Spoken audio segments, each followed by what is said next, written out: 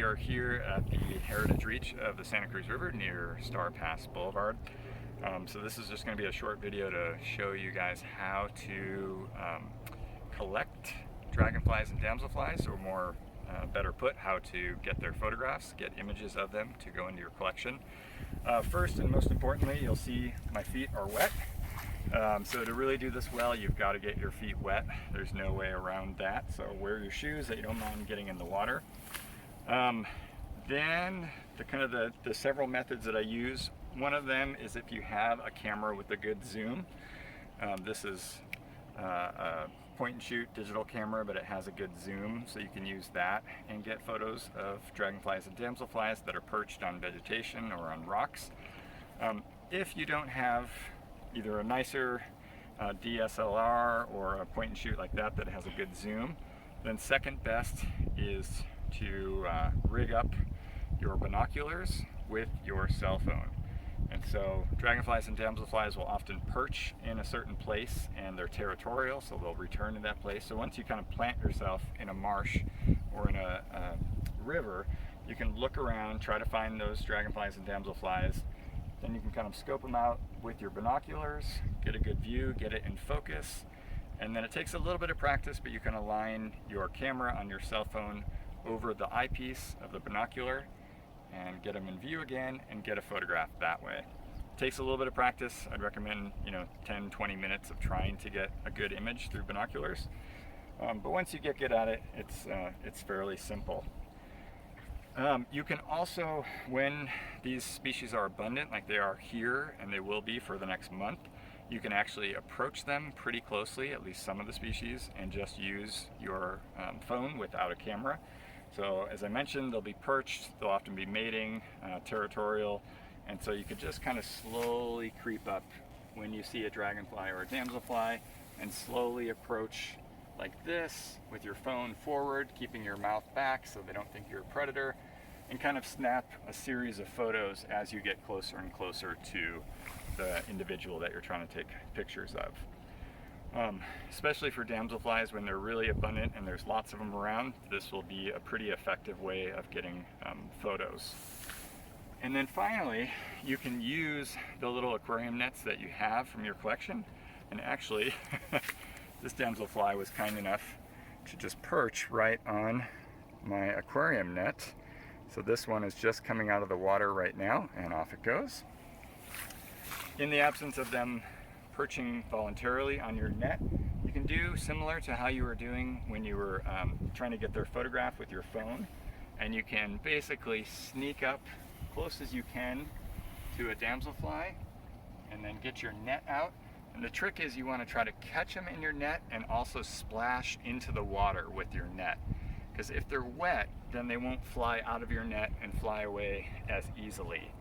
And so I'm going to sneak up here, try to get it, and I wasn't successful that time, but we'll see if I can do it on the second try. Whoop. I caught it, but it flew away.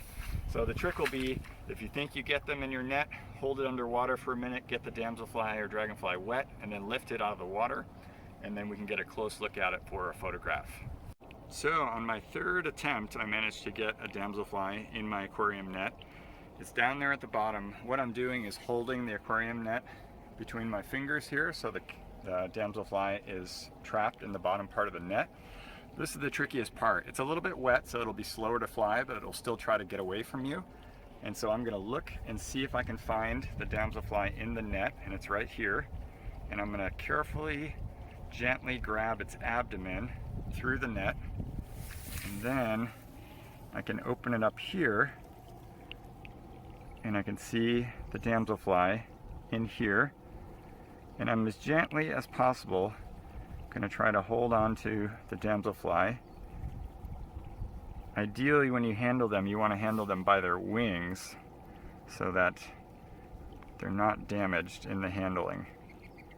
So here I'm just going to do a little adjustment so I can grab this damselfly by its wings, and now I've got it here. And so at this point then, I can take out my phone and take a few macro shots trying to get the best view I can.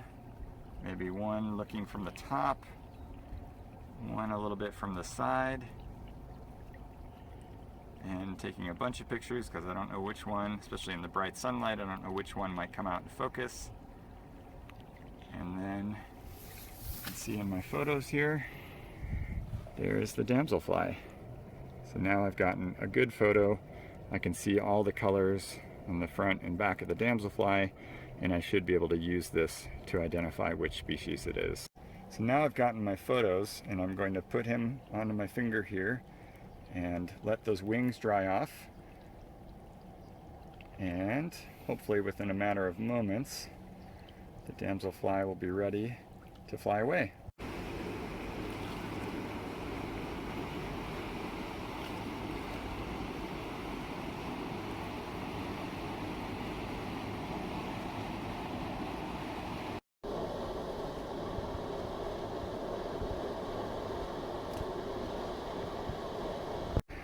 The best time to go out and look for dragonflies and damselflies is a warm, sunny day like this, midday. If it's really hot when it gets later in the season in April, a lot of species will hunker down in vegetation, like the cattails behind us. But in general, between 70 and 90 degrees and sunny outside is going to be great dragonfly and damselfly weather. And most importantly, of course, bring your field notebook, take your notes, record notes about the habitat types, where you're seeing the species and what the weather conditions are at, the place name. This is Santa Cruz River at Star Pass Boulevard, and then identify your dragonflies and damselfly photos.